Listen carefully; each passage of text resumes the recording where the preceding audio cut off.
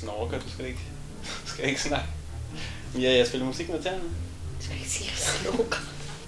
Hvis du skulle gøre mig virkelig vred, så tror jeg, altså...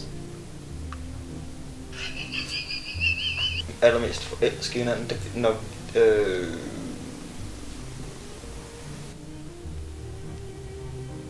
Det er...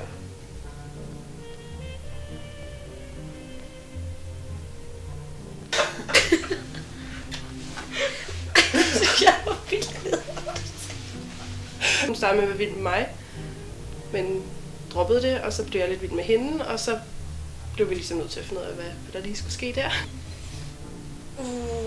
Hvis du skulle gøre mig rigtig vred, så tror jeg, at...